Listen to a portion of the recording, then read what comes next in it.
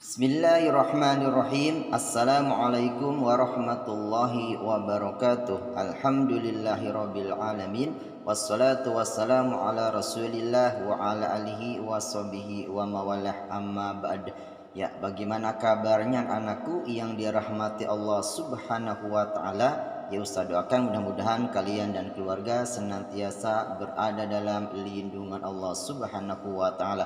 Amin ya rabbal alamin. Baiklah, anak-anakku yang soleh dan soleha, kita berjumpa kembali di mata pelajaran tematik kelas 3, tema 6, energi dan perubahannya. Tema yang kedua, perubahan energi, pembelajaran 4 ya. Namun sebelum kita masuk ke pembelajaran yang lebih jauh, mari kita sama-sama berdoa terlebih dahulu. Allahumma inni as'aluka ilman nafi'an wa rizqan thayyiban wa amalan muttaqabbal. Amin ya rabbal alamin. Baiklah, anak-anakku yang soleh dan soleha, di sini sebuah pertanyaan, mengapa kita menutup aurat? Ya, sini perhatikan bahwasanya ya, di sini pertanyaan, mengapa kita menutup aurat? Bahwasanya kita menutup aurat adalah merupakan perintah dari Allah dan Rasulullah SAW. Nah, kira-kira apa sih Ustadz batasan antara aurat laki-laki dan perempuan? Nah, mungkin kalian sudah mempelajarinya di mata pelajaran fikih ibadah, bahwasanya batasan aurat laki-laki adalah itu dari pusar sampai lutut. Adapun batasan aurat bagi perempuan adalah seluruh anggota tubuh kecuali muka dan telapak tangan. Nah, pertanyaannya, kira-kira apa sih hubungannya menutup aurat dengan pelajaran yang akan kita pelajari hari ini? Nah, di sini bahwasanya di sini kita akan membahas salah satu alat yang bisa digunakan untuk menutup aurat, itu pakai atau baju. Nah, di sini berarti kita akan membahas yaitu bagaimana proses membuat baju dari awal sampai kita bisa memakai baju. Nah, sini kita sama-sama bahas bareng-bareng. Sini ada pertanyaan, bagaimanakah proses membuat baju?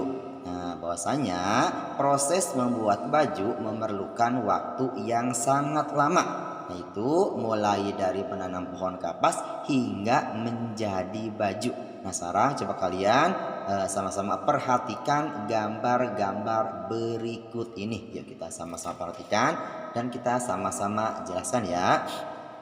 Nah, di sini yaitu ada gambar proses pembuatan baju. Perhatikan. Ya, pertama-tama itu adalah ketika kita membuat baju di sini. Yang pertama adalah petani itu menanam kapas. Ya, kamu dirawat dari mulai benih, kemudian tumbuh, kemudian tinggi dan sampai berbuah dan berbunga. Nah, kemudian saat berbunga kapas dipanen. Nah, setelah kapas dipanen kemudian dibawa ke tempat pemintalan kapas. Nah, kemudian ketika di tempat pemintalan kapas itu kapas dipintal sampai berubah menjadi apa? Berubah menjadi benang. Nah, setelah menjadi benang kita dibawa ke tukang tenun atau penenun ya, atau penenun kain, atau kalau sekarang sudah canggih bisa dibawa ke pabrik garment untuk tidak apa, dirubah menjadi apa? Menjadi kain. Nah, apakah sudah bisa dipakai? Sudah bisa, tapi belum menjadi baju. Nah, setelah menjadi kain itu kan masih bentuknya lebar ya, panjang, juga ada yang iar-iaran dan sebagainya. Maka kita bawa ke tukang jahit. Nah, dari tukang jahit dibikin pola, dibikin bentuk, dibikin model ya, dan sesuai dengan ukuran yang kita inginkan. Nah, kemudian dijahit. Nah, setelah dijahit barulah selesai menjadi sebuah baju sesuai dengan yang kita inginkan, sesuai dengan model yang kita pinta. Itulah proses pembuatan baju, dari mulai kapas, kemudian memintal menjadi benang, kemudian ditenun menjadi kain, kemudian dari kain sampai ke membuat pola dan ke tukang jahit sampailah menjadi baju yang kita pakai hari ini. Bila anakku yang dirahmati Allah Subhanahu wa taala. Nah, setelah kita memperhatikan proses pembuatan baju dari mulai awal sampai akhir, nah di sini memerlukan energi yang sangat banyak ya, dan energi yang sangat. Nah, kira-kira energi apa sajakah yang diperlukan untuk menghasilkan sebuah baju? Jadi kita akan coba bahas. Nah, di sini ada sebuah pertanyaan, energi apa sajakah yang diperlukan untuk menghasilkan sebuah baju?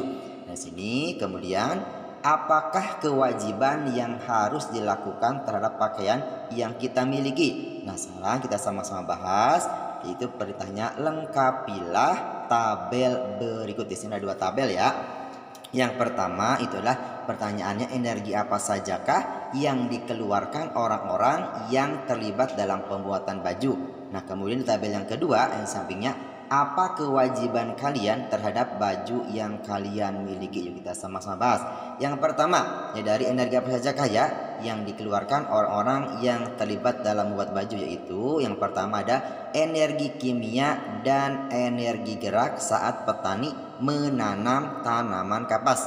Nah, kemudian apa kewajiban kita terhadap baju kita yang miliki, yaitu kita berkewajiban menjaga pakaian agar tetap awet. Nah, kemudian di kolom yang kedua yaitu energi kimia dan energi gerak saat memintal benang. Nah, kewajibannya adalah yaitu kita harus menggunakan pakaian yang baik. Kemudian di kolom yang ketiga yaitu energi kimia, energi gerak, dan energi listrik pada saat menjahit baju. Nah, kewajiban kita yang kita miliki adalah yaitu mencuci pakaian jika kotor. Itulah itu energi yang diperlukan untuk menghasilkan sebuah baju dan juga kewajiban kita terhadap pakaian atau baju yang kita miliki. Baiklah, anakku yang dirahmati Allah Subhanahu wa taala, waktu yang diperlukan untuk membuat baju sangat lama.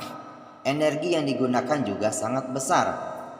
Oleh karena itu, kita harus menghargai waktu dan energi. Perhatikan, baju yang kalian pakai tidak tersedia begitu saja. Ada beberapa proses yang harus dilalui hingga tersedia baju yang bisa dipakai. Ya, untuk membuat sebuah baju, seorang penjahit memerlukan waktu cukup lama. Ya, mulai membeli bahan di toko, memotong bahan, dan akhirnya dijahit. Nah, setelah dijahit, jadilah baju yang dapat kita pakai. Anakku yang dirahmati Subhanahu wa taala. Nah, sekarang perhatikan, coba hitunglah waktu untuk melakukan kegiatan berikut. Di sini ada perintah untuk menghitung waktu untuk melakukan kegiatan. Di sini ada sebuah soal. Ibu Rasti pergi ke toko untuk membeli bahan baju. Dia berangkat dari rumah yaitu pukul 7.30. Setelah 45 menit Ibu Rasti selesai belanja. Ya, kemudian dia segera pulang. Nah, kira-kira pukul berapakah Ibu Rasti pulang dari pasar? Nah, sekarang di sini pertanyaannya, pukul berapakah Ibu Rasti pulang dari pasar? Kemudian pertanyaan yang kedua itu perintahnya, gambarkan dengan jarum jam. Nah, kita sama-sama jawab ya.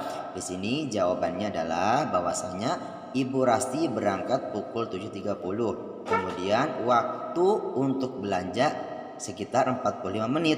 Ya, jadi Ibu Rasti pulang dari pasar pukul 8.15. Nah, sekarang kita coba perhatikan penjelasan berikut. Nanti penjelasannya ya, jadi saya tahu jawabannya tapi kita akan coba jelaskan.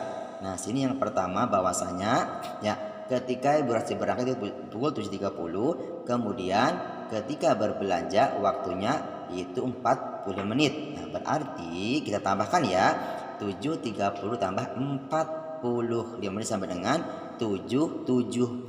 Nah, perhatikan kita akan bahas ya. Kalau ada waktu 7.75 kita bahas di sini. Bahwasanya 7.75 sama dengan pukul 7 lebih 75 menit. Nah, atau juga itu pukul 7.75 sama dengan pukul 7 plus 75 menit. Nah, berarti juga pukul 7.00 ditambah 60 menit ditambah 15 menit. Nah, berarti ya masih ya pukul 7.00 ditambah 1 jam ditambah 15 menit. Nah, berarti di sini sama dengan pukul 8.00 ditambah 15 menit. Jadi, perhatikan di sini bahwasanya Ibu Rasti pulang dari pasar pukul 8.15. Nah, Sekarang kita pertanyaannya, kira-kira bagaimana jika digambarkan dengan jarum jam? Nah, di sini jika digambar jarum jamnya adalah sebagai berikut. Perhatikan gambarnya, yaitu pukul 18 adalah jarum pendeknya di angka 8 dan jarum panjangnya di angka 3. Nah, itulah satu buah contoh soal tentang menghitung waktu melakukan suatu kegiatan. Nah, anakku yang dirahmati Subhanahu wa taala, bagaimana? Mudah bukan? Insyaallah mudah ya. Karena anak yang pintar, anak yang cerdas pasti bisa menjawab beberapa pertanyaan. Nah, Ustaz ajuan di sini ada beberapa pertanyaan. Nah, kalau sudah paham, jawablah soal-soal berikut. Yang pertama di sini ya, Pak Made menanam bibit jagung pada awal bulan April. Nah, pada akhir bulan Juli jagung sudah siap dipanen. Nah, pertanyaannya, berapa lama proses menanam jagung tersebut? Kemudian pertanyaan kedua, Pak Made bisa membuat 4 bedengan tiap hari. Jika ia harus membuat 10 bedengan, berapa hari yang Pak Made perlukan? Kemudian pertanyaan ketiga, pada hari Senin Melani membawa bahan ke tukang jahit. Melani ingin membuat baju. Pada hari Minggu, baju Melani sudah selesai dijahit. Nah, pertanyaannya, berapa harikah waktu yang diperlukan penjahit untuk menjahit baju Melani? Kemudian pertanyaan yang keempat, Togar membantu ibu memasak di dapur. Ibu mulai memasak pukul 8.00. Kemudian pada pukul 10.15 masakan ibu sudah matang. Pertanyaannya, berapa lama waktu yang diperlukan untuk memasak? Kemudian pertanyaan yang terakhir yang kelima, yaitu Ahmad mencuci baju pada pukul 9.00. Waktu yang diperlukan untuk mencuci baju 45 menit. Nah, pertanyaannya, pukul berapakah Ahmad selesai mencuci baju? Nah, silahkan anak yang soleh kerjakan di buku tulis masing-masing. Nah, atau juga nanti sharekan kalian untuk mengisi di Google Form ya. Karena anakku yang dirahmati Allah Subhanahu wa taala ya, mungkin itu saja yang dapat Ustaz sampaikan pada pertemuan kali ini. Kurang lebihnya mohon maaf barangkali kurang khilafan ataupun ada kata-kata Ustaz yang kurang berkenan ataupun ada penjelasan Ustaz yang belum kalian faham. Anakku yang dirahmati Allah Subhanahu wa taala, semoga bermanfaat. Sampai jumpa lagi di video pembelajaran selanjutnya. Mari kita sama-sama tutup pembelajaran kali ini dengan sama-sama baca doa kafatul majlis. Subhanaka Allahumma wa bihamdika asyhadu an la ilaha illa anta astaghfiruka wa atubu ilaik. Barakallahu fikum. Wassalamualaikum warahmatullahi wabarakatuh.